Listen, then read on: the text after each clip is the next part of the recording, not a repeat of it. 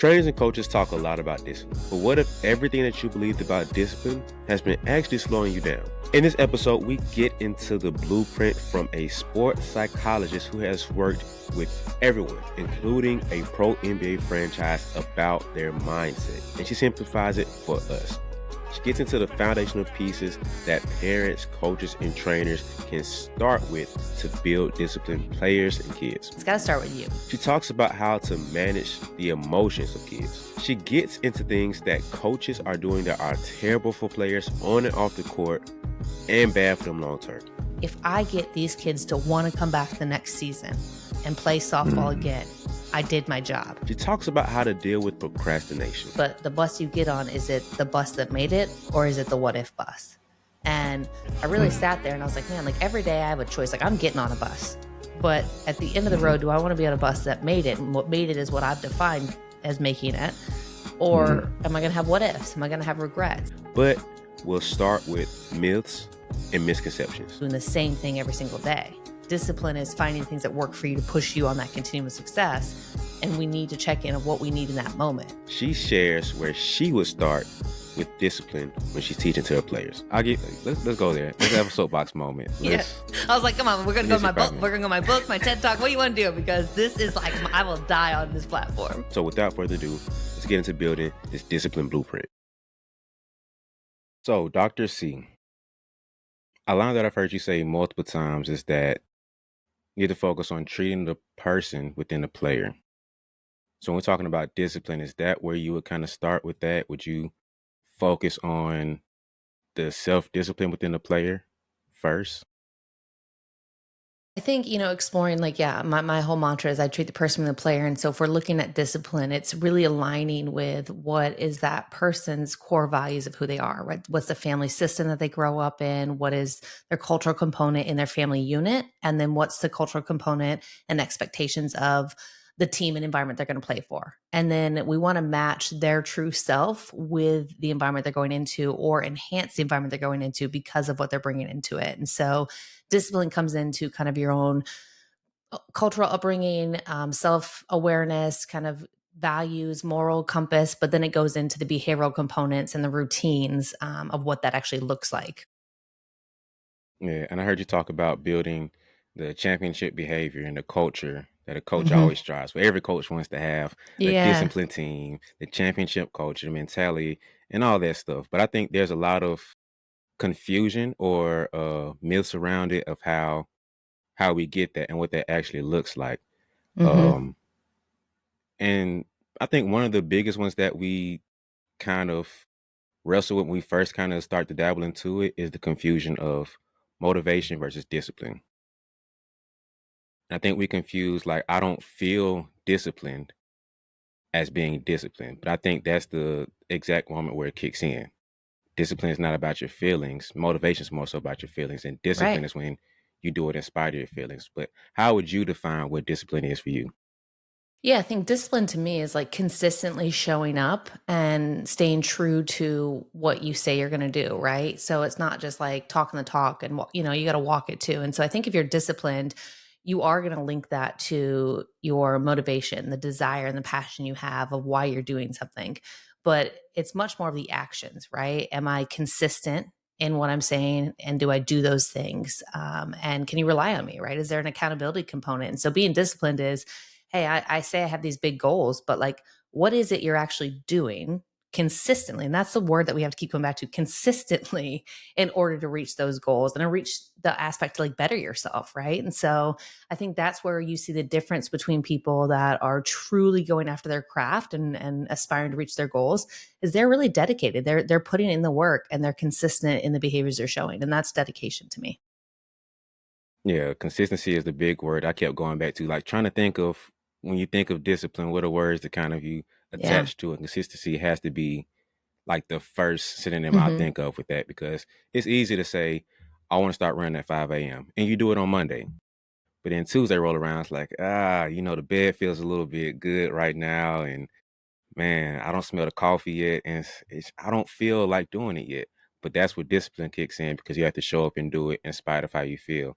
And I think that's the key piece that we have to capitalize on, But I also think it's a misconstrued thing because we think of consistency and discipline as not having low moments or not having off times, and we fall off and now I'm not disciplined or not consistent.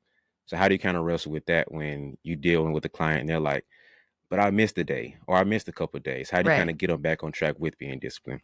Yeah, and I think you sparked a different point to me too, is like discipline isn't just doing the hard work of the training, right? You have to be disciplined in multiple factors in order to reach the goal, right? There's a whole holistic approach to, you know, achieving our best performance. And it's not just the physical work that you're doing, right? Are you taking care of your sleep and your nutrition and emotional well-being? Are you taking off time? And so to your point, yes, we can work hard every day and get up and run every day, but we might not feel great. Well, we're disciplined in our physical habits, but are we disciplined in other areas? And part of that discipline is being able to have the self awareness to adapt and check in with yourself and give yourself grace if you missed a couple days or if you're feeling down. Maybe that's not a bad thing. You're saying, hey, what was going on in my training load? What was going on emotionally in my life? How do I have to reset this? And then coming back to what we talked about in the very beginning, those grounded moral values that you have, and say, okay, like what do I need to do now to help myself achieve? And if that's, I need to take a full rest week. If it's, I need to get different support and, different coaching to allow myself to get back on track. And so I always add into my athletes, like, you have to be kind to yourself. You have to have awareness and check-ins and reflection. And the goal can always adapt or change. But, a day or two here or a couple weeks, like mixed in the greater scheme of things, like, you're okay. It's okay to be off a little bit. Like, there's hard work and there's, time that puts in place. And a lot of these high performers have been taught in these cultures, like, you can't take any time off and you have to constantly be doing this and you can't be doing X, Y, or Z. And it's like, well, that's more detrimental than actually living a holistically filled well-being lifestyle. Yeah. Yeah. I'm in the basketball world and I'm a big Kobe fan. And so the Mamba mentality is kind of what I've grown up in and, Hmm. and raised into when it comes to basketball. And you hear how he talks about the game, the consistency, the discipline, and everything. And then coaches take that and we're like, no days off. You have to wake up at 4 a.m., 10 workouts a day, so on and so forth. But it's not realistic for everybody. So how do you kind of figure out that wiggle room of, yes, you want to be disciplined and consistent, but you don't want to slack off too bad and say, I only worked out 2 times this week. So how do you kind of find that middle ground of consistency and discipline is trying to do the best you can every day, but not slacking off too much? How do you find that sweet spot?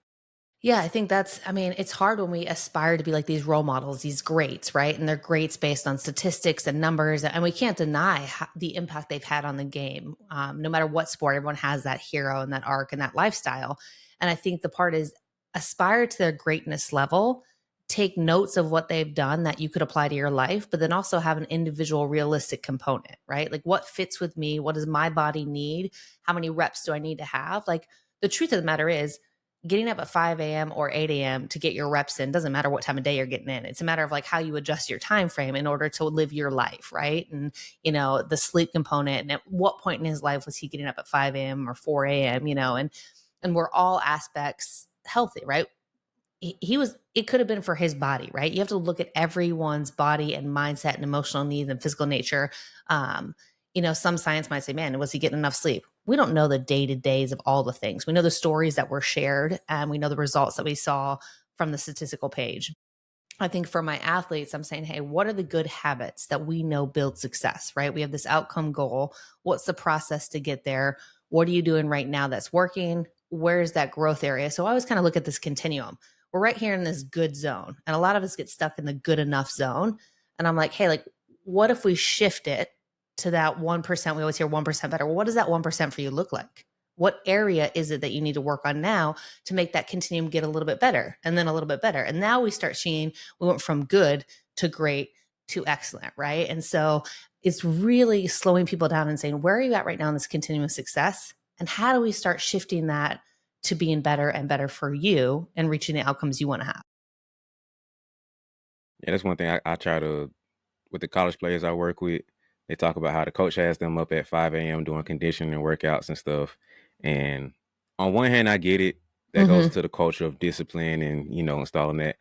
Then on the holistic side, it's like you said, does 7 a.m. sound that bad? Can I get the 2 hours of sleep again and do what I need to do? And so when you're talking more independently for just a player and they're doing their own workouts, I kind of have that for them. Like I'm cool with getting up at 5 a.m. I can do that because that's what I've trained myself to do. I'm not forcing that on you. And I think a big skill of not just basketball, but in life is time management and figuring out how to make that work for them. How do you think that's a good route to go in terms of discipline to like figuring out for them how to manage their time and priorities?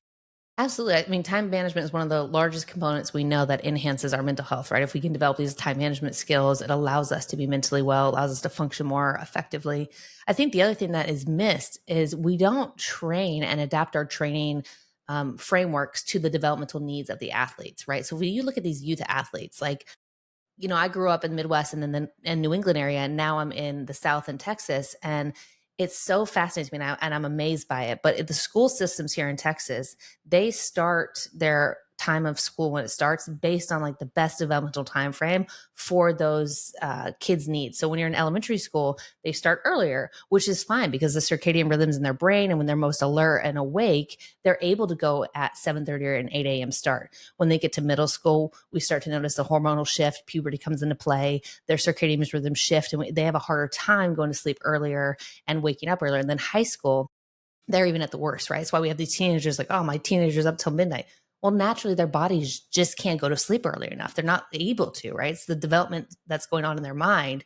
And so they actually don't start school till 9:30 here. And I love it because when they get to school, now they're going to be more alert and awake and prepared and have a more efficient learning style.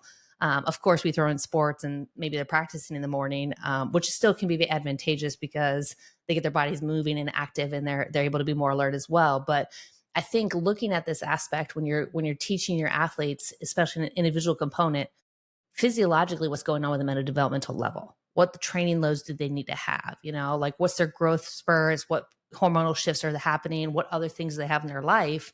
So you can have them adapt and say, hey, I know my reps are important. I know getting my training is important. When can I effectively do that where I have the most energy and the most recovery for my body to maintain the work that I'm doing? That just kind of blew my brain right there because I'm so used to everybody having the same time, the same schedule. For Texas to do that, I'm really impressed. Yeah, I I'm love kind it. of I'm jealous I didn't like, have that. it's wild that I'm like, wow, but, they go to later, but I'm like, this is perfect for them. Like, it's setting them up for success. Like, let's do it.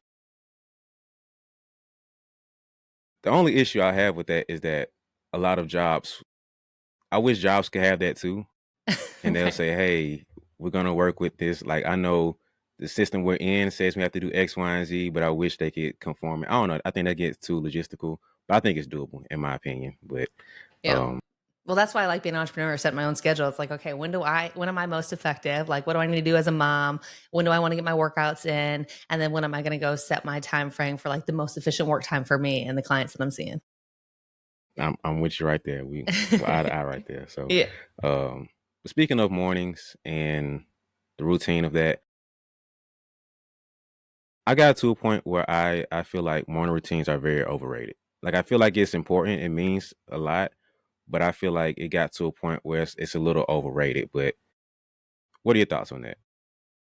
Yeah, I mean, routines we know are helpful to allow us to kind of get a kickstart into habit building and into that kind of dedicated lifestyle. I always have good intentions of like, oh, I want to start my day doing X, Y, or Z. It ebbs and flows. I don't ever stick to it. Like, I'm like, oh, it'd be nice if I did those things. Now, I will say when I have to be more set on a schedule because I have other people relying on me. So once school starts, I got 4 kids, right? So we do a very kind of systematic routine to make sure everything's efficient and everything's flowing that we need to so everyone gets where they need to go.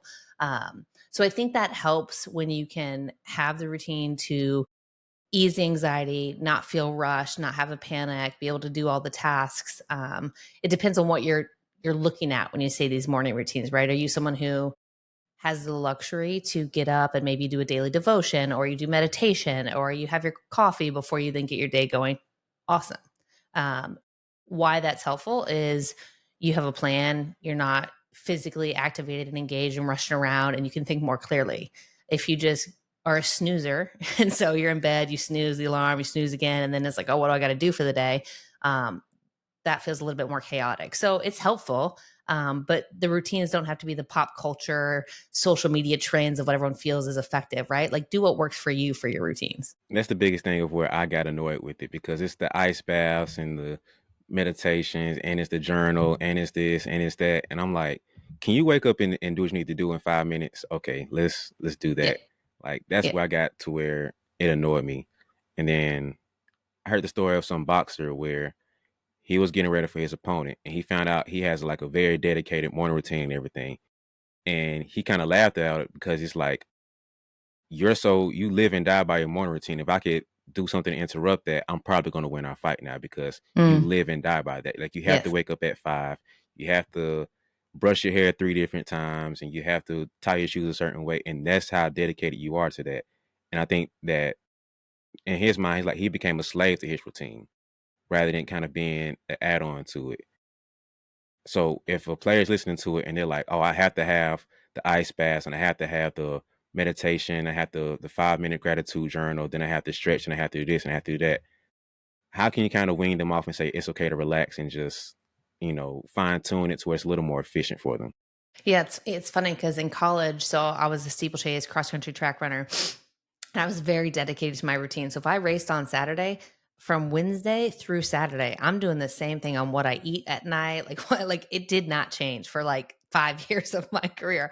And I laugh because part of that aspect is you won't always have accessibility to the things that you need if you're traveling or on the road. And so routines are amazing, but you have to be able to adapt and add on. And so if someone has these very specific routines that are set in place in their mind to ease the anxiety and get them ready, I'll say, okay, well, what preparation of that feels the best for you? And how do we adapt? Like worst case scenario, you forgot your like lucky underwear. What are you going to do? And so they have to prepare for the backup plan to know that they're okay. Like superstition's real in sport. I'm never going to deny that. Routines are like locked in all the time that you have to have it, you have to have it, you have to do it. And I'll say, okay, but we also have to have some backup plans, like emergency kits if it doesn't work. And ultimately, I kind of hone in on what feeling are you getting by having these routines? And can we emulate that feeling in any way?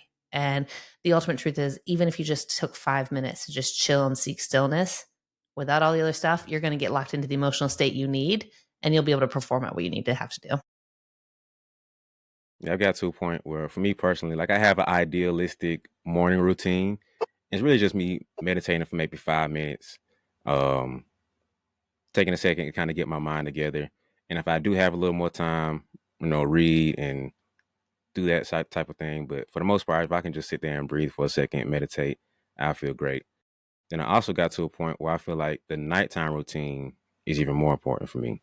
Absolutely. And that's what I was gonna say. If you're gonna stick to any routine, the nighttime routine is what allows your body to shut off from the day, kind of unwind, get yourself into an emotional space to allow you to fall asleep faster and sleep better, right? And so that's the part where I'm like, hey, if you're having a hard time, you're staying awake, your mind can't stop, like let's get into these routines that are most efficient for you. And so maybe you do your gratitude journal there. Maybe you're not a journaler. Okay, talk to somebody. Say something grateful that you're grateful for. Spend time in your own thoughts. My trek for everyone is like take a hot shower because you're going to fall asleep faster. And then everyone's like, oh no, it doesn't work.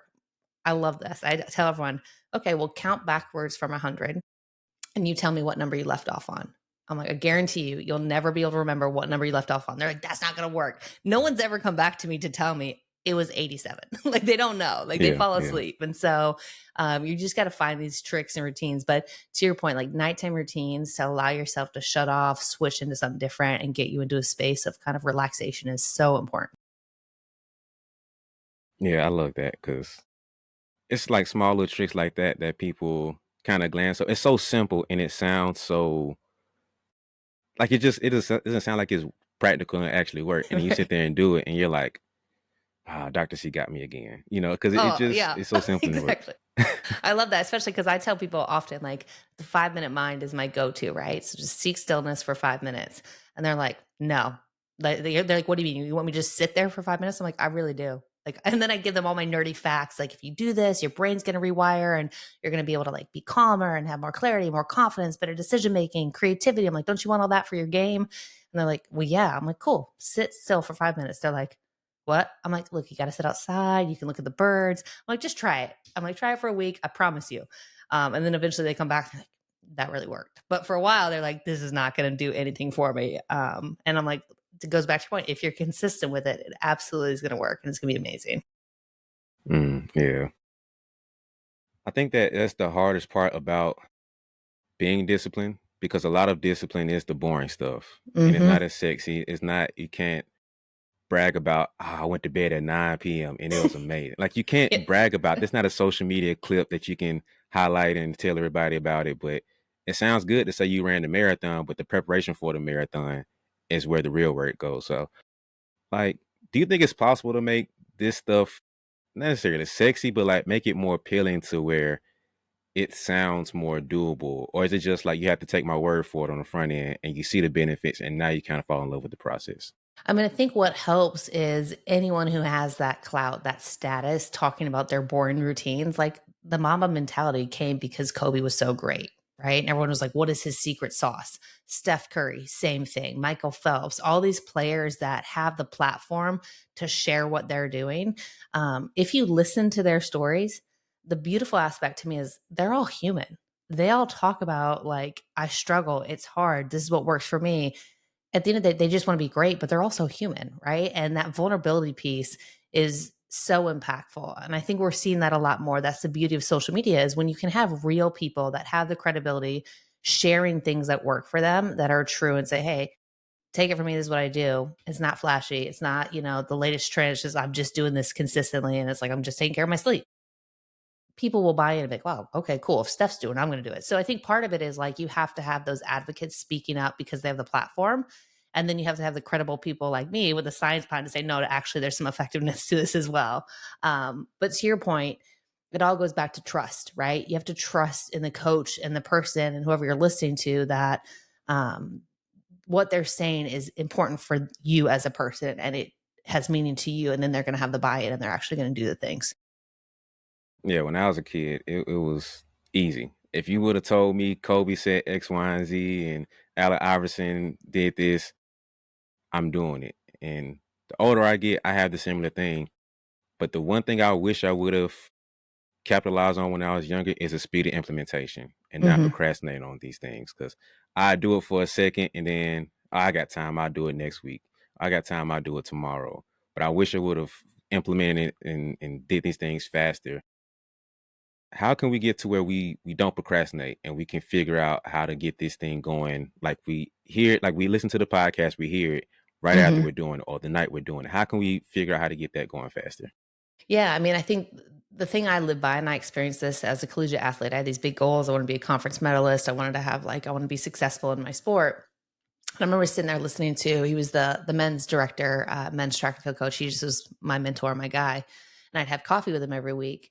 And he sat down with me one time and he's like, listen, at the end of the day, you're graduating here and your career is going to be done. And, that's what's going to happen. That's the bus you get on. He goes, but the bus you get on, is it the bus that made it or is it the what if bus?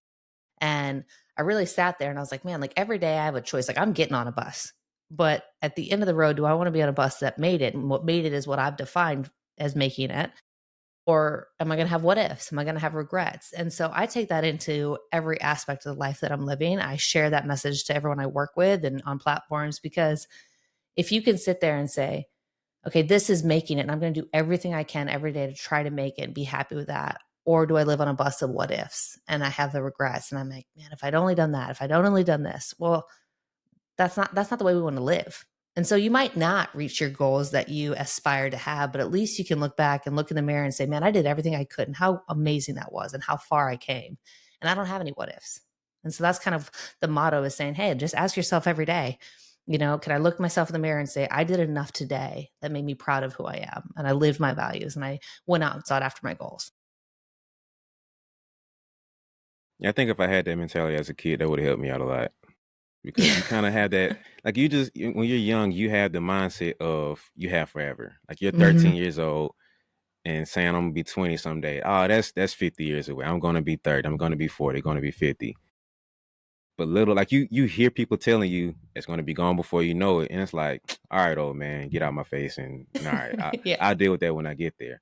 But man, if I would have listened to that and just started to implement things faster and understood that the regrets of the what ifs will outweigh everything else, like all the failures and all the mishaps that could have happened or even will happen, it's totally different. So I wish I would have did that.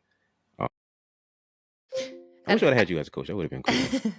and I think you also have to have honest people in your life, right? Like everyone has these lofty goals. Social media is the thing where you have this social comparison. It naturally happens even without social media, but that adds on top of it, right? And so, we see these kids nowadays with sport being such a business and, recruiting process and putting on your reels. Everything can look good on a reel, right?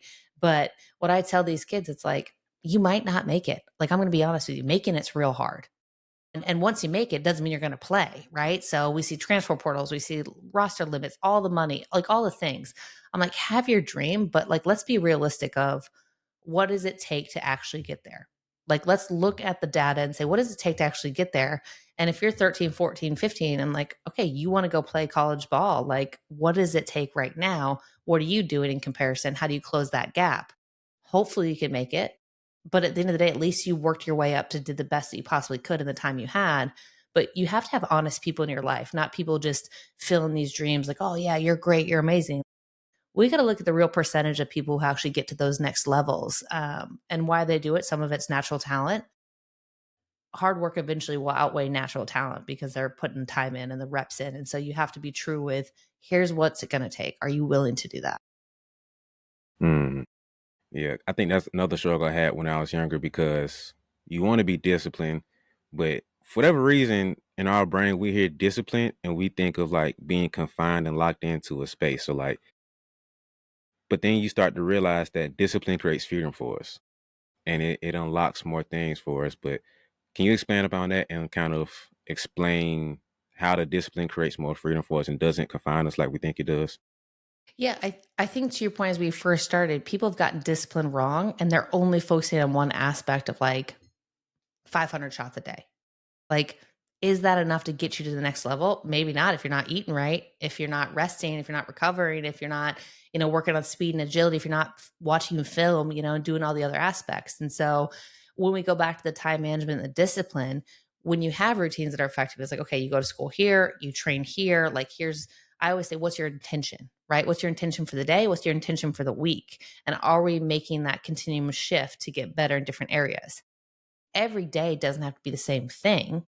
You have to have an overall goal of what I'm doing is enhancing me in this area and this area and this area. And to your point, that discipline of all the time, wow, now I've made shifts in three different areas. Now I have more freedom to sit back and say, okay, that's great. Let me make new goals. So it's a matter of actually the metrics of measuring what you're doing, being intentional, having an awareness check of what am I doing each day that's being effective, and not just one thing. You can't just work hard on your craft and not do other areas because you're going to exhaust yourself and you're going to burn out. That's an interesting point because something I thought about is why doesn't discipline always translate enough across other areas? The point I always think about in my mind is you see a lot of millionaires and billionaires. They obviously have some level of discipline in their life, Mhm. but they're overweight and they have other things going on in their life. I won't get too deep in that discussion, but let's Right. just take the overweight Right, right, example right. of that's an obvious case of lacking discipline. So why isn't discipline always as translated across different spectrums and areas of our life? I think it gets convoluted in terms of like what we put in of what discipline looks like, right? How do we can't say they're not disciplined if they are really successful what they're doing. They might not want to be healthy and fit, right? To us in the athletic realm, we want that, right? We think that's great. So they should be working out. We should be doing this. They should sleep. And I think when we look at why someone only solely focuses on one thing. So if we take like sport, for example, and it's like they just do basketball, they just do basketball reps, they shoot all the time, and that's all they're doing. And they don't eat right, they're not fast or working on any other things, or maybe they're not academically like great. Well, I'll say, okay, they're not getting rewarded in the other areas. The only way we change our behavior is if there's a reward that's motivating us to change. So if they're getting all their praise and accolades and everything from basketball and schools, whatever, it's hard or no one's taking the time for them to explore how to make this better, they're not going to put in the work there because they have no desire, motivation, or reward back to it. And so we have to have them go back to the motivation, everything they're doing, and say, hey, you have the skills, you have the work ethic to put this in anything you're doing. We just have to have it motivating, rewarding. So I think it can translate. That's why a lot of Fortune 500 companies are recruiting these elite college athletes, to go work for them when they graduate college, because they think they have these skills to transfer into business. But you have to have the environment set up to reward them, pay attention to them, make them feel special, because that's all the feelings they got when they were in sport. And so if you're not getting the reward system activated, there's no desire for you to change your behavior. If people love you for the way you are, for being overweight, there's no desire for them to change what they're doing.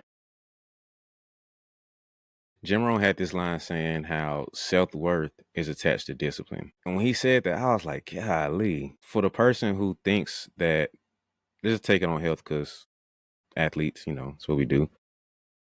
There's a person who struggles with the discipline and struggling with eating better and just walking, exercise, and so on and so forth.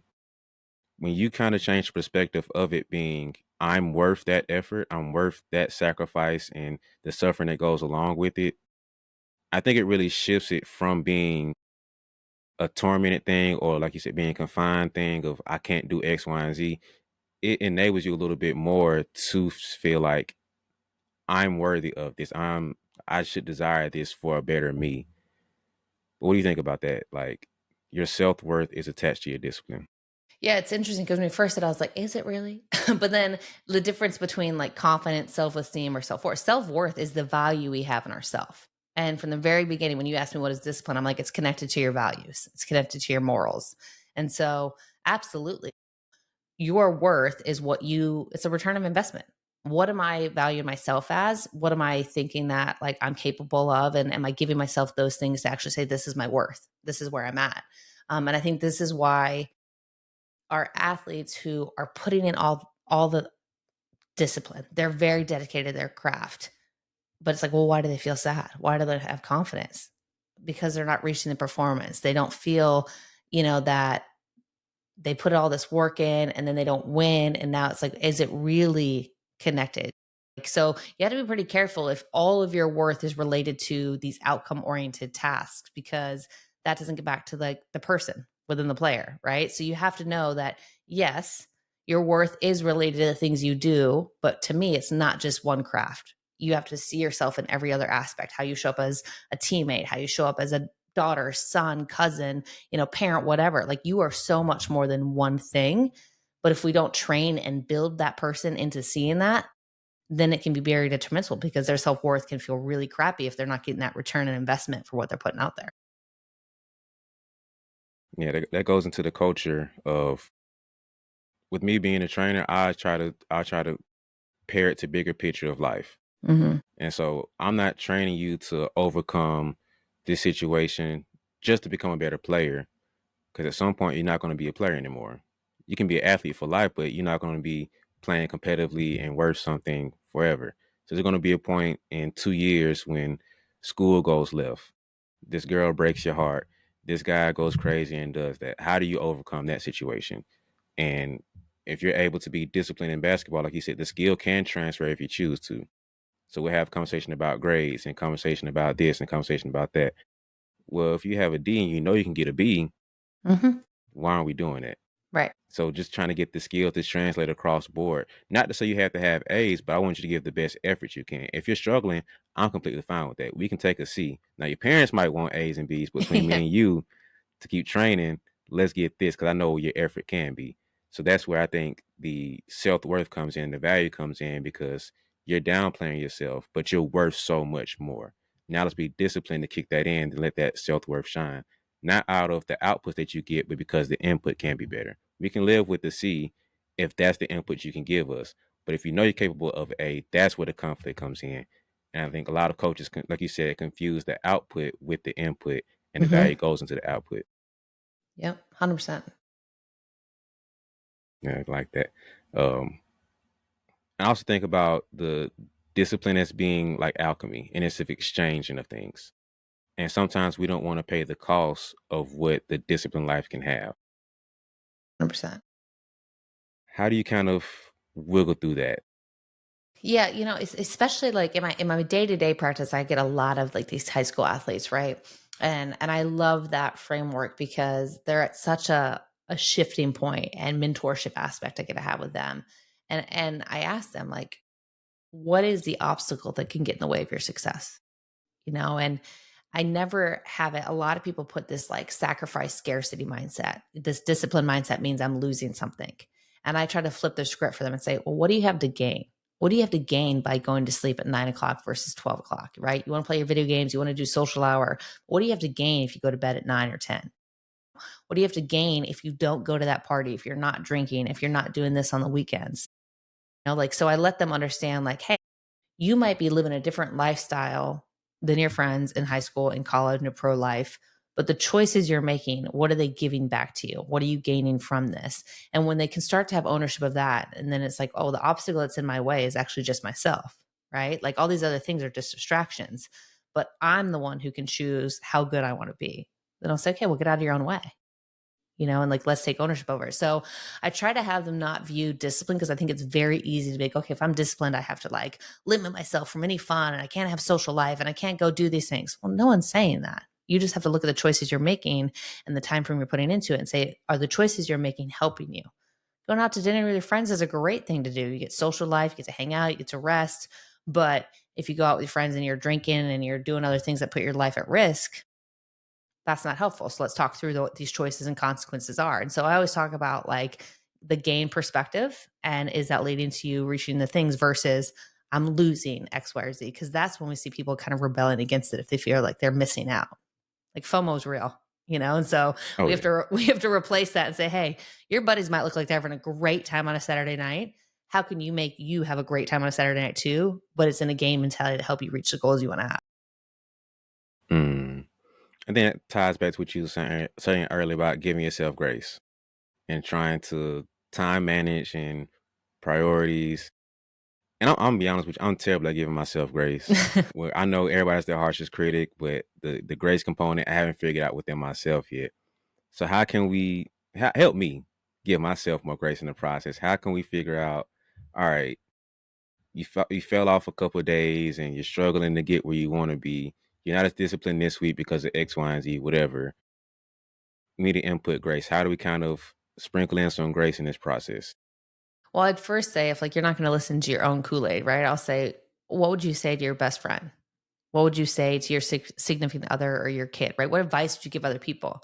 And it's going to be all the same things that you think are great, like, oh, you're doing great. Let's get back on it. You had a hard week. And I'll say, but do you believe that? Like the advice you give to someone else, do you actually believe that? And if you're like, no, it just was a nice to have, it was a nicety, like whatever, then I'm like, okay, well, what real truth do you need to have?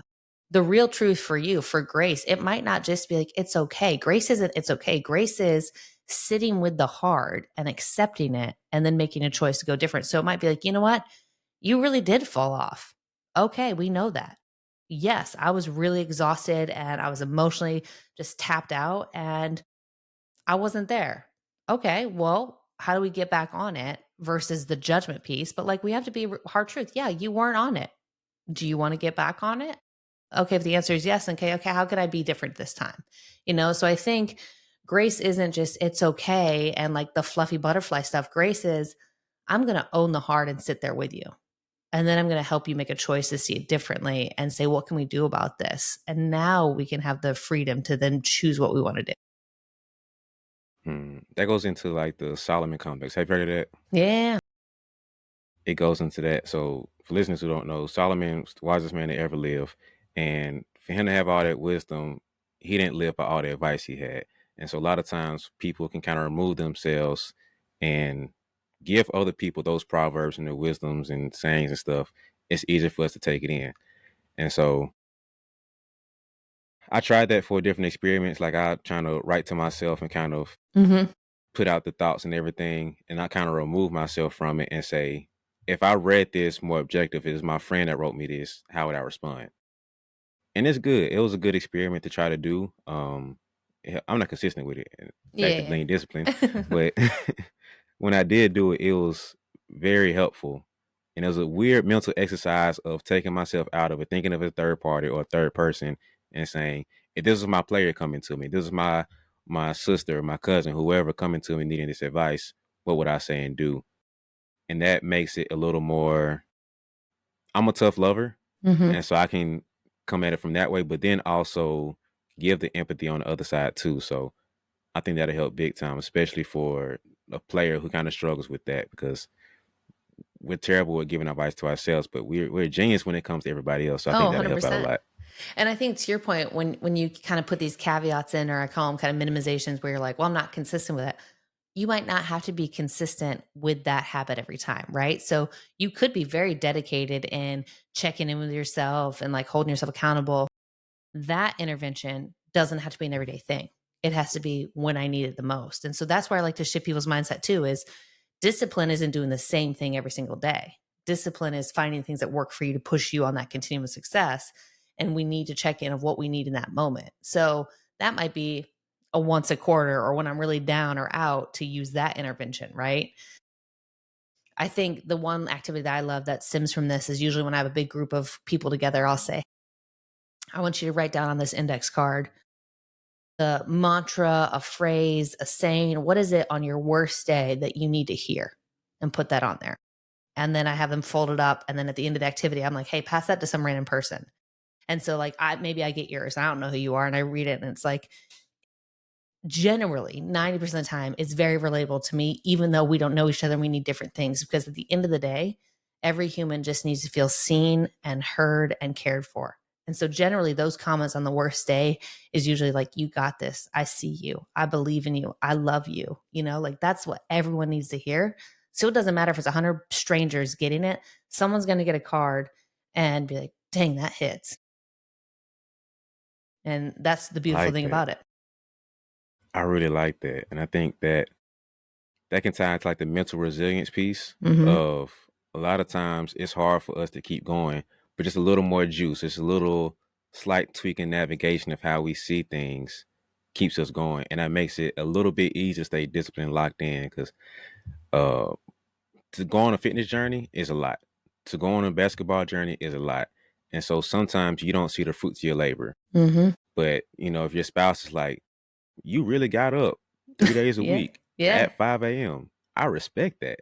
Well, I'm in bed asleep and I'm not waking up until 7. Like, little things like that because that gives us the juice to keep going because like you said, we want to feel seen. You want some level of validation, some type of feedback at some point. And when it comes to mental health, that can help us a lot too, because you're battling with things that's a silent battle that people don't know about. And so if you get a little validation, a little feedback there, it's like, oh man, that just made my day. And you Hmm. never know what that means. So I might have to take the exercise. I like that one. Love it.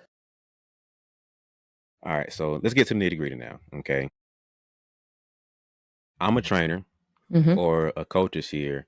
We're trying to build the blueprint of building or a parent disciplined kids. They know how to be organized and self-disciplined. Where are we starting? Like we have a blank slate now. Where are we starting with? Well, first and foremost, I'll say, what are you doing as that coach or that parent to show that you're disciplined and that you're committed and that you're dedicated? It's got to start with you. You model all these behaviors, right? So if you don't got your stuff together, these kids are definitely not going to get their stuff together. So, first and foremost, you have to check in with what are my core values? What do I care about? What do I want? How do I want to show up every day? At the end of this season, what do I want to have them accomplish, right? And then it's what are you bringing to the table? What are your routines to get yourself locked in to be in the best mental and emotional state to go coach these kids and kind of train these kids? So I think that's where it starts. And then the best culture, the best blueprint is there has to be a why bigger than themselves, bigger than one person, bigger than one coach's vision. It's like not just the championship, but it's like, what does this team really care about? So, my husband, for example, he never played softball or baseball in his entire life. Maybe he played t-ball when he was a kid. I don't know. That wasn't a sport. But we got 4 girls. And at one point in the kid's life, like they were trying to play softball. So he showed up to volunteer coach. And I always love this when parents are complaining about these coaches and they don't know how to coach. I'm like, your kid's 8, right? Like if you put your kid on a team at 8, you should do the due diligence. Is this a volunteer recreational coach coaching, or do I expect them to be like some college softball coach, pro USA team softball coach training my kid, right? What developmental level? So anytime I hear parents complaining about the coach, I'm like, you signed up for a rec team. And so it's probably a parent volunteer who's just doing this to spend time with their kid. Like, that's awesome. So I try to check them first. But back to my story. My husband signs up to coach the kid, and his whole philosophy with these 8-year-olds wasn't to make them the fastest all-stars or to hit home runs on parent pitch, right? Or get around the bases. He literally said, if I get these kids to want to come back the next season and play softball again, I did my job. So that was so true. And these kids that came back, they're like, I had the best time and I want to come back again and I feel great. He did his job. He was so happy about it because he built a culture around that component of loving the game and wanting to come back and learning in a fun environment. Now, hopefully they learn some skills as well. And so my point of all that is you as a coach have to have something bigger than just a championship or getting a kid recruited. There has to be something that you can stand on and say, this is what we're about. And I will emphasize this along the way. So if it's building leaders, if it's building boys into men, girls into women, better friendships, that has to be the essence that you're constantly putting into the technical, tactical training that you're doing. Mm. I think that's I wish we could have that be installed with every youth, like Mhm. at least until middle school. Because I think we miss the point a lot of times. Like it's not about us, it's not about our ego, it's not about even wins loss. Like I get it, I'm competitive too, but little Susie's first time touching a basketball court or little Timmy's first time touching a baseball bat shouldn't be about their stance or about how they swing or about how their skill looks. If they don't enjoy any part of this experiment, then it's all going to waste. Like, yeah, you can Yep. have the perfect jump shot, but if I hate coming to this basketball court, I'm going to retire before you know it. But if they actually have fun and enjoy it, it's a little bit easier to coach the skills now and they become a better player along with the person. And this is what people like research literally since I was an undergrad. And I'm like, dude, I've been an undergrad for a long time. Like, why has this statistic not changed in the past like 20 years? 70% of youth are dropping out by 13. You ask them why they're dropping out by 13? Because it's not fun. If you go back and look at the research deeper and say, why do kids want to be in sport? Social relationships and fun. They do sport because they want to be with friends. They want to build up social skills. They want to have fun. That's why they're doing it, especially at that young range. So, the youth sport, to your point, it doesn't need to be sport business, sport tourism. It doesn't need to fall in that trap of wins and losses. Like your job as a youth sport coach is not relied on if you won a championship at 12 or not. We get to college, we understand that's different. You get to pro, that's a different level because these coaches' jobs are relied on the wins and losses. These players' careers are about wins and losses. We can have a more higher performance standard of excellence. But at that young level, it's really about like, are they having fun? Are they showing up? Are they being seen as a human? Are they learning a skill at the same time? Of course, you want to win. We will never deny that. Sport is literally about wins or losses. We can't take it away. No one shows up wanting to lose. These kids that are 8 never want to lose either. But you can go back in there and make sure they're having a good time and having fun while the process of development happens. Yeah, I got a girl I train. She's in college now, but she told me a story of how he said she was like 13. And the coach basically told her she's not good and can't do anything. From that point on, she was like, okay, I got my list. You're number one on my list. And she went at that coach's daughter every time. And me being competitive, I think that's hilarious because that can spark the fire in there. But at the same time, same story or same thing told to a different girl, she's done now. Well, I was going to say, like, I have a 43-year-old woman as a client. She was told at a young age, she's never going to be good enough. She's not capable of. And that running mantra, as competitive as she was, turned into lots of other areas of, I must not be good enough. I'm not capable. Like it really impacted the core value. And this is what our coaches don't understand is these little comments that they feel like it's just like a one-off comment can hit a person so deeply because these athletes care so much about what the coaches think of them and they're playing to perform for them that those words will shape their entire future self-talk, good or bad. Now, your athlete has the mindset to be like, yeah, okay, she got a kill switch, right? Like she's got that competitive dog in her that we call it. And she's going to use it as fuel. It doesn't mean she also doesn't have days where it really hurt her and then she checked herself and she's like, am I really capable? Am I good enough? Can I do this? Right? Like it's hard. And these coaches don't understand the weight of their words and the impact. Yeah, like I'm the laid back type. I'm not gonna yell at anybody. I'm chilling. Like we're gonna have a conversation through stuff. Yeah. I like to educate first, and then tough love my way through it, and we're just gonna have a conversation about things. But I'm not saying the coaches who yell in your face and everything are wrong, but I think when it comes to creating a environment of, like, it's hard to learn in those environments. I'll tell you, those coaches that yell in their faces are wrong. Like, I'll say it. Like, it's wrong. You should not do that. Like, do not do that coaching. I don't care where you learned it from, who you saw on TV, how you were coached. That is not how we get people to learn or change their behavior or be invested. It is, you can get them to be disciplined, have a standard of excellence without yelling in their face, calling them out of their name. I'll get let's go there. Let's have a soapbox moment. Yes. I was like, come on, we're going to go to Here's your my book. 5 minutes. We're going to go to my book, my TED talk. What do you want to do? Because this is like, I will die on this platform. Let's go. So let's I want to go blueprint route, but I want to go this route too. So let's go here. Why is that wrong? Because what does that do for anyone? No one can listen when they're getting yelled at, right? Like, there's no point to raise your voice. First of all, think about it this way. I don't know if you have kids, but if you have a kid, do you want a coach yelling in their face and calling them out of their name? No, of course not. You don't want any adult talking to them that way, right? So, but we allow it. We allow it to exist in sports so often because we have this thing called bracket morality where the rules of general society don't exist in sport. We let them like lax, right? So, for example, I can have a coach in your face yelling at you saying, "You're worthless. That was terrible. What did you think you were doing? You don't deserve to be on this court," with an octave higher than it needs to be, super close, just demeaning and shaming this kid in front of who knows who, their teammates, other teams, parents, and we let it happen. Take that to a classroom. If a teacher did that to a kid, what's going to happen to that teacher? Fired immediately, right? So in sport, we allow it because somehow we've thought this is what's going to deem behavior change and deem success and raise great elite athletes. That kid is going to shut down mentally, emotionally, physically for that day, for a couple days, is going to learn to be expected that that's how you can be talked to, that that's how you can talk to other people, that this is just how it is.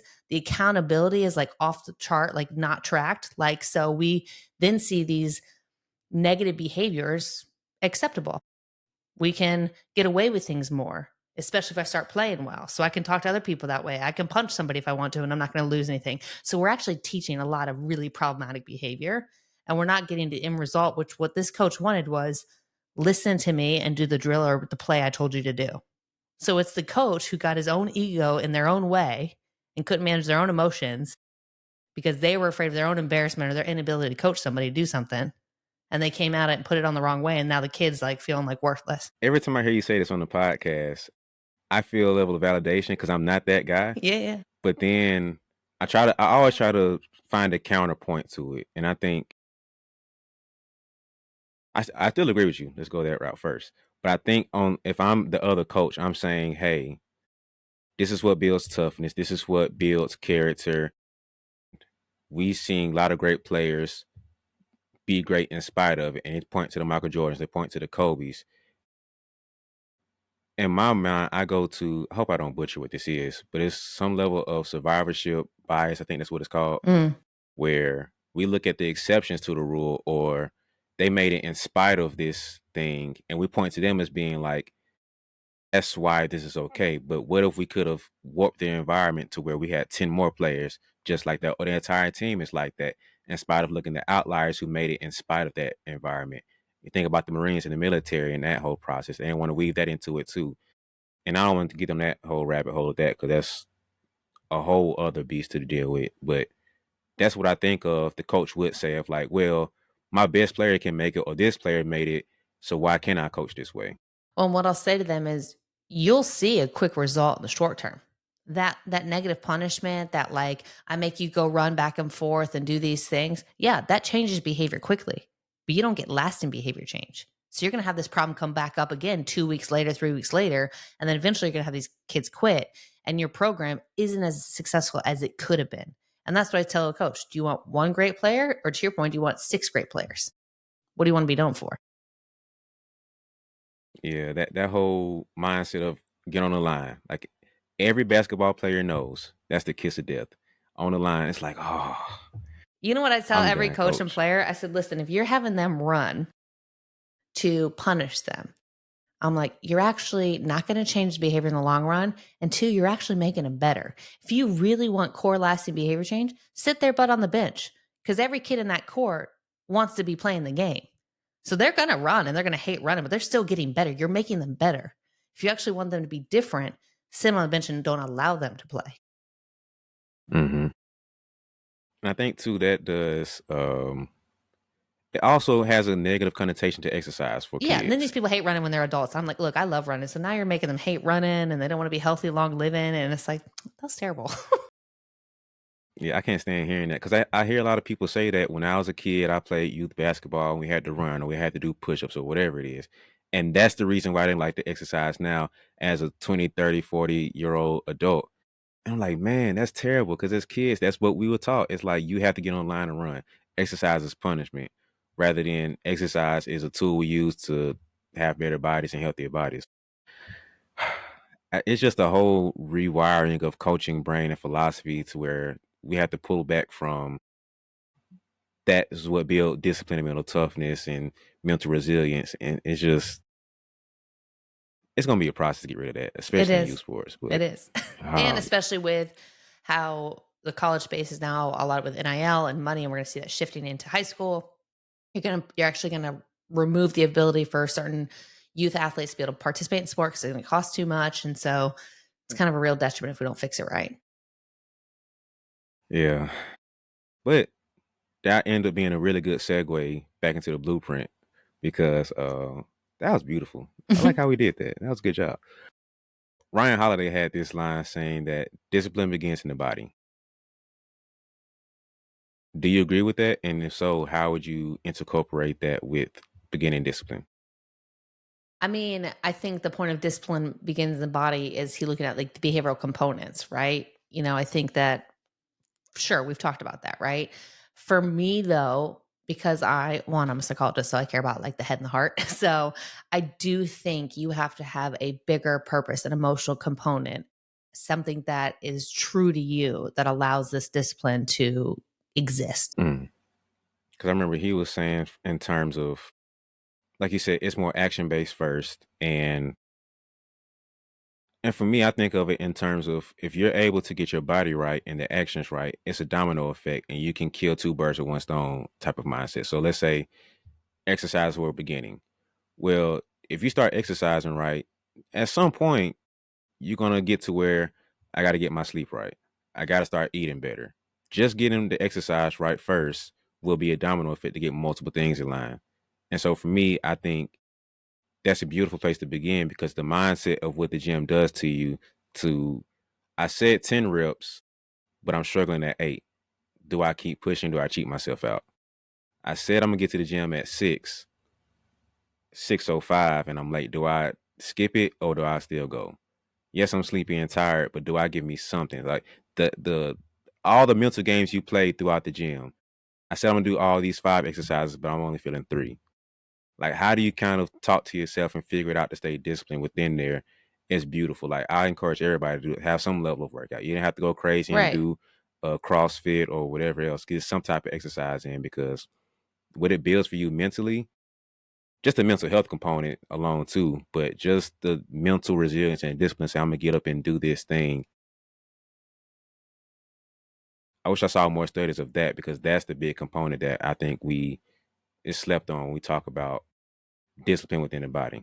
Yeah, and I would change it to discipline begins within the self because I think you have to have the way you think and the way you're feeling play into the physical component as well, right? So to your point, I can exercise, but am I actually building in how am I emotionally feeling about this? How am I thinking through this? Am I finding a purpose within this? Am I having the awareness to say, hey, you can do 10, even though eight's hard? Like, let's do 10 at least once, right? So I think it's a slippery slope to be like, let's everyone just go out and exercise because there is a, a trap of exercise too, right? We can exercise too much. We can not take care of ourselves. We can burn out physically.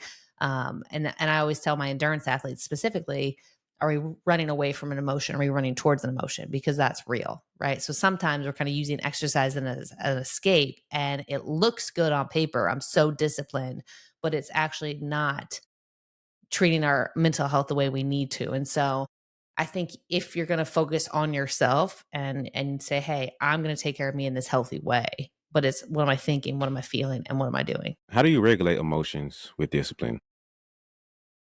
Yeah, I mean, first, you know that emotion only lasts like 90 seconds. So if we're going to be mad for 4 days, like that's our own fault. We just keep rethinking about it. Let's just get off that neural pathway and think about something different. So you have a lot more power over your emotions than you realize. I think the hard part is like breath work, allowing yourself to control your breathing and then like locking in to be like, how do I really want to feel? How do I get myself in that best emotional intensity? Right. So I always think about our emotions as kind of like the speedometer, right? Sometimes you need to go 25 miles an hour and you need to feel super chill. Other times you're going to go 100 miles an hour and you have all this energy and impulse and all that stuff because that gets you in that performance level. You have to check yourself on a regular basis to say, what emotional capacity do I need to get in to perform my best? And then how do I get into that space to go do that? Music's a great tool. Thinking through something, reading a mantra, a quote, daily devotional, whatever gets you locked in is a way to get you into that emotional space and then locking into the bigger goal, being able to see your goal every day, looking yourself in the mirror, kind of those things allow you to get into that. But if you're too hot, I'm like, hey, you got to take a breath. You actually have to kind of cool down, breathe, find a focus cue, transition to something different, get your brain on something focused differently to then lock back into how do I need to be in this present moment. I heard you say something that you tell your kids. It's something like they're kind of hot and need to cool off. What's Oh, along the I give lines them of a that? cool down breath. I tell them to take a cool down moment, take a cool A down cool down breath. breath. Yeah. Yeah, yeah. Half of my kids, like when they get too hot, I'm like, hey, we need to take a cool down moment. And so they're like, what? I'm like, cool down, so they know. And sometimes some of them need physical touch. And so I'm like, grab their hand, like, hey, take a couple deep breaths with me, cool down. Let's have a moment.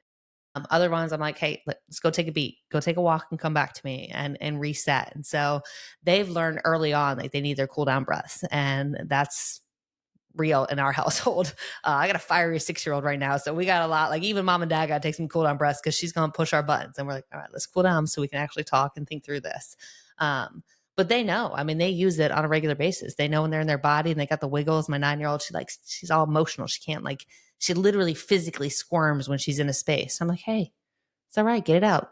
Cool down. Take your time. So she's my mindfulness little guru. She'll sit out and she's like, I need to feel the wind. And like she'll sit into her breath and feel the wind on her face. She's so funny. I heard you say during your TED talk that kids aren't able to regulate their emotions. So, how do we as coaches, parents, trainers help them kind of work through their emotions and still have disciplined kids? Yeah. So I think you have to integrate it into your coaching, right? So we have to teach them feelings. We have to teach them how to kind of calm down, get in a space to breathe, teach them the routine. So if you have a kids coming in, like the routine might be like, hey, we got to get our bodies ready. Like using language that's important. Like, how do you mentally want to feel? How do you want to feel? How are you going to play your best? Do you need to have high energy? Do you need to have low energy? Like get with your group of people that like gets you in that right vibe and energy space. Before you go warm up and run, be like, hey, we're all going to take that deep breath. And now we're going to go run. So you're teaching them to regulate and be intentional breathing through that. You find moments to pause, reflect, and like tell them, hey, let's reflect on this. Like they take a moment, breathe in, hype somebody up, fist bump them, connect back to it. And now let's talk through it. So you have to teach them how to check in with themselves, how they want to feel. If you notice players that are getting too amped up, you need to pause it and say, hey, what's going on right now? Have them work through it and say, oh man, like I wasn't thinking clearly. I'm getting frustrated. How do we solve that? How do we kind of get through it? And that's why I always come back to your breath work because it is the best skill to help you manage your emotions and think clearly and allow them to understand, does this emotion help me? Does this emotion not, reflect back on it? People don't realize how simple it is to teach these emotional cues in their coaching when you integrate it into the language of your teachings and you take 10 minutes after practice as they're stretching to like kind of teach them, hey, what went well today? What can we do better? What's your plan? How'd you feel? Give each other a compliment circle, hype each other up. Like, it takes you 10 minutes and now you're teaching them all this other emotional wellness to allow them to be successful. Yes, the older I've gotten, the more I realize it's in the small moments. Like you just every little small decision you make, you hit a fork in the road, and it's the decision that you make in that moment that can determine everything. Mm-hmm. So I'm feeling heated, I feel pressured, or do I sleep in? Do I get up on time? Do I eat this or do I eat that? Do I drink water? Do I drink soda? It's all the micro decisions that we make that determine a lot of things. And I think about it like on The Price is Right. I don't know why this image came to my brain. The Price is Right. There's that game where you drop the little thing Oh, the and Plinko it hits the game? pins and it just keeps Yeah. going down. Yeah, Plunko, Yes. Plinko, something like I that, don't know yeah. why that. Yeah, I don't know why the imagery comes to my brain, but I always think about that. And each pin is like the decision we make to get us to the goal we want to have or don't want to have. How do we kind of work through being better quality decision makers in those moments? Is it the breath work of saying practicing in the less stressful moments? So when the intensity cranks up, we're making more sound decisions, or what does that look like in your opinion? Yeah, absolutely. Like I tell people when they're practicing breathing to do it in non-stressful states because when they get in that environment, one, they're already naturally calmer, but when the stressful point comes in, they know a skill to immediately rely on and utilize to help them back through. I think you also have to have a support system and somebody who can check in on you in that moment, right? And can continue to reflect on it when it doesn't go right. So there is the ideal framework of, yeah, I can take a breath, I can think clear, I can make a moment. But then there's also a point of reflecting back on when I didn't handle it the right way and say, okay, how did I get there? What do I need to do different? What could I have done different? And so we always forget to reflect on it. And natural conversations like we are sitting watching a soccer game last night on TV. And, like I said, my 6-year-old, she's fiery right now. She's having a hard time and learn about consequences of actions. And we're sitting there and she's like, well, why did I lose TV the other day? And what does it take to earn it back? And I said, look, every choice you make has a consequence. It has an action to what you've done. I said, so let's watch this soccer game right here. This person, when they make a pass here, if it's the right way to the ball in the right position, their teammate might be able to get that ball. But if they're too fast or too hard or put in the wrong placement, the other team can get the ball and can transition into maybe they're going to get scored on. I said, every choice you make has a consequence to the action, no matter where we're looking at it. I said, so the choices you made when you thought it was okay to yell at mom made you know you can't yell at mom. So now you've lost what you wanted, right? So it's a consequence of your behavior. And so we talk through simple things, not shaming her, but hey, let's look at this game. Let's talk through it that way and continue to have conversations. And so sometimes our teaching has to be not on the court itself, but in different areas so people can actually retain it and learn it.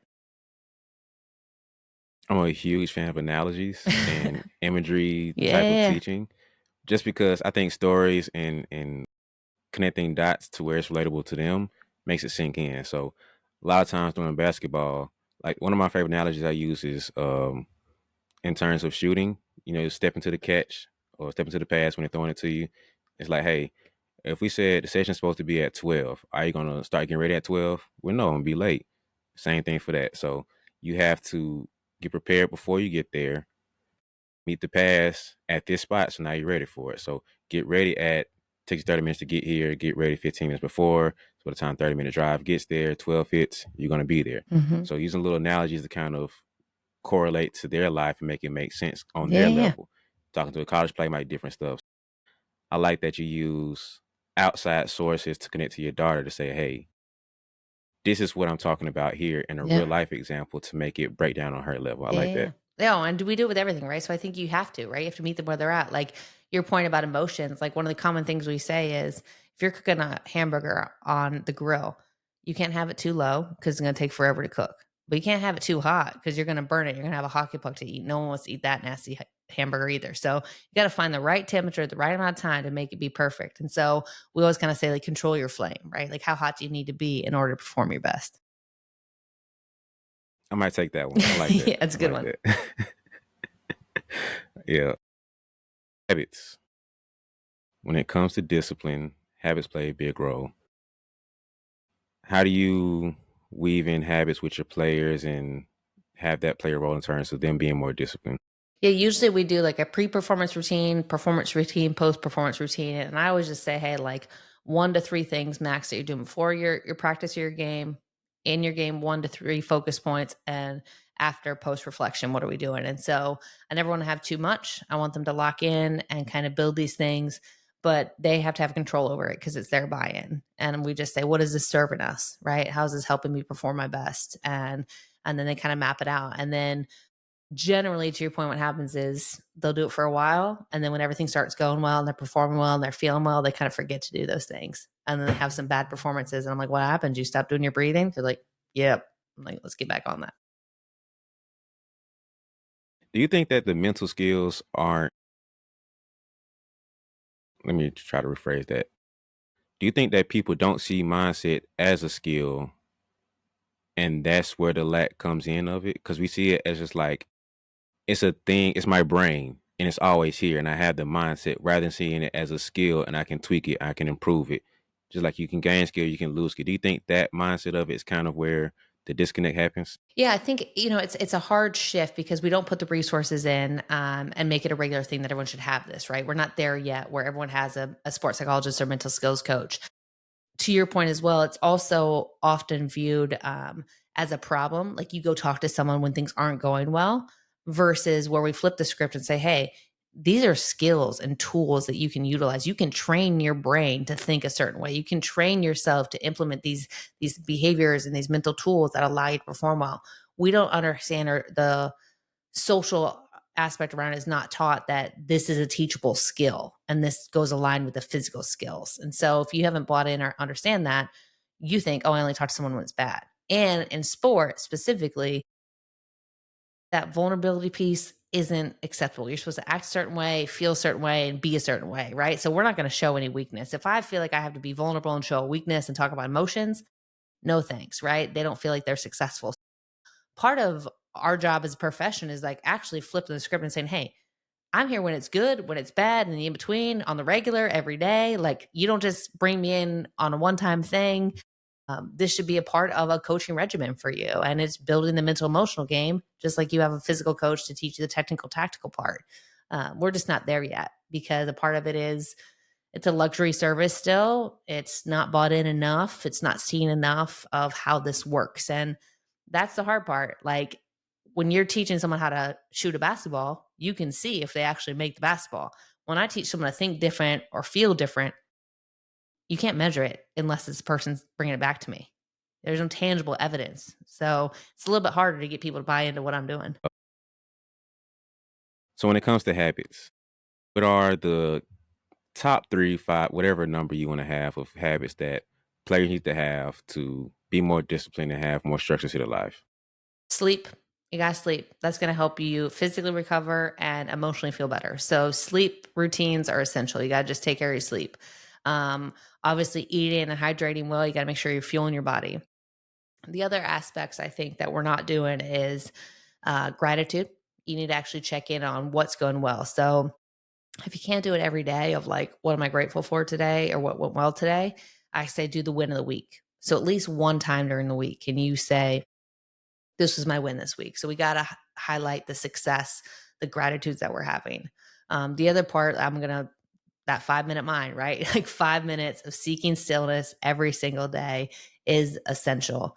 And then the last component is check in with somebody else. Don't make it just about you. And that's going to make you feel better. So whether you're complimenting someone else, you're checking in with somebody else, you're exploring how someone else is doing, you need that social component to build your well being up.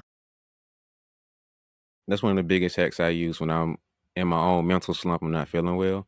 I try to look out for somebody else because that gets me out of myself, out of my mind, thinking about them and caring for them. So that's like a little hack I use. But it also ties into accountability. I've had a rock relationship with the idea of accountability because at first, you get on a mental self improvement training, like, yeah, accountability, and it's amazing, it's great, so on Mm-hmm. and so forth. Then they got to a point where I'm like, man, it's overrated, man. If you're gonna be disciplined, you do it, da da da, so on and so forth.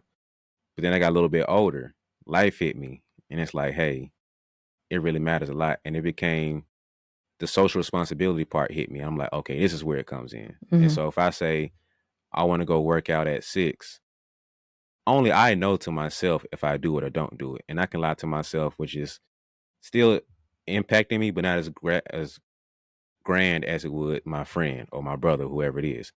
So once I had that moment come and I'm like, hey, we're working out at 6. I don't want to let him down now Mm-hmm. because I don't Mm-hmm. want to have a bad name with him, my reputation with him goes Right. down. And I want my character to be intact. So that's where that comes in. Social responsibility kicks in now. I want to be there for him. So that level of accountability for me kicks in. I'm like, okay, Now that's my hack I use to be more disciplined and consistent. So like, we're gonna go do this thing, and I don't want to let you down. How can a player implement that for themselves and other tools they use for accountability? Yeah, I think I always have a performance partner, accountability partner, right? So, who is your person that checks in on you? You know, if you're a teammate, like you need someone who knows what your goals are, how you like to be motivated, who's going to go with you. You know, that you should check in with them at least weekly on what's going on, real conversations. Like, hey, how was this week for you? Oh, you know what? Like Tuesday was real hard, didn't feel good, got me in a slump. Cool. How do we get out of it? Right. So having that partner that you can share the vulnerability, the check-ins, to know what you're doing, right? Who are you sharing your wins with?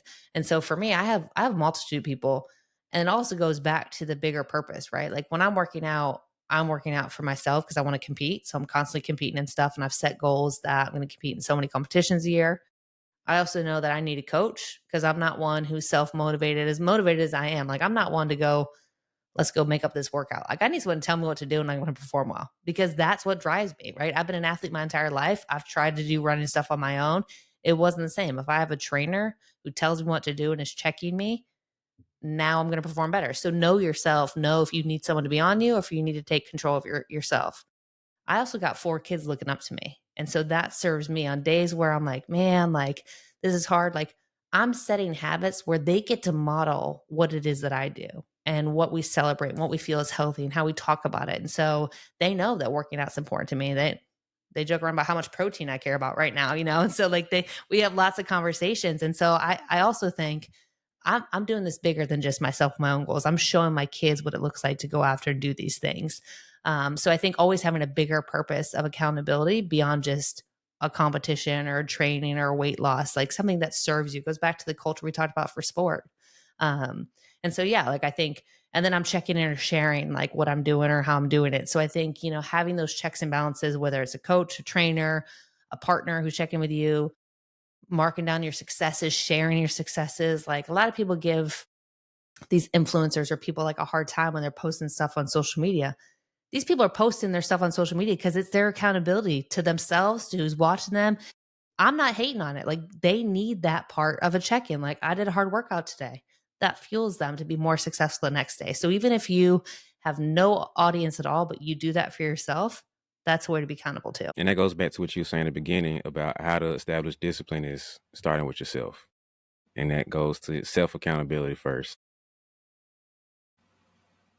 Anything else you wanna leave the people with? Is there so much that we've covered so far Yeah, no. I mean, I that you think wanna the whole realm of it all is really being true to yourself and what you care about, and then finding the support system and the coaching and the people who can help you reach that success. last thing I wanna say is another piece that I heard is you said your kids define or say what you do for your job as you make people happy, make Yeah, people teach people how smile. to be happy. Yeah, my Yes. second born, my now 11-year-old, when she was 4, I was prepping for my talk, and I was like, "What is it the mom does?" And she's like, "You teach people to be happy." And I'm like, "Dang, that is like that hits you, right?" Like the excitement I have of like, man, if I'm allowed to teach people how to find happiness in themselves, it immediately makes me want to show up for my job. But it also the pressure and the expectations and the weight of the world feels like it just releases when you think through that. And so going back to accountability and tying that in, you're a person that someone can have in their accountability corner. Yeah. So if they're in the area, they want to work with you, how can you do that? Yeah, I mean, so we do virtual or in person. I'm beautiful now. I have a whole team. So I got 6 other people that work in my practice too. So if I'm not your right fit, I'm also all about finding the right fit for somebody, right? So um my way might fit with some people and I might have all the same theoretical knowledge, but if you fit with someone else, you got to have the right vibe. Like that's important. Um, so yeah, you can look us up on our website, which is www.txopps.com. Follow me on social media, Dr. C Mindset. We give educational points out there. Send me a message. We can connect that way. Those are for sure ways to easily get connected and find out the right fit. And if we're not it for you, we can definitely connect you. Or if you're in a different area and you don't want to do virtual, there are plenty of great professionals out there in the space that I can connect you to. Well, thank you so much for joining me. It was fun. I enjoyed it. Hopefully got a lot of value from it because it's Dr. C. Why wouldn't they? I It's appreciate it. amazing. But We all need a hype person. So I no, I love it. appreciate Hype you. me up. It's great. Hey, come back again, and I got you. We can have a Yeah. whole episode just hyping you up. But nah, thank you so much. I appreciate it. Thank you for everybody watching and listening. See you on the next one. All right, so that wraps up part one of this. We had so much gems to get into. We couldn't get into the full blueprint, but she agreed to come back for part two. So stay tuned for the rest as we get the real details, the real blueprint of how to build your discipline.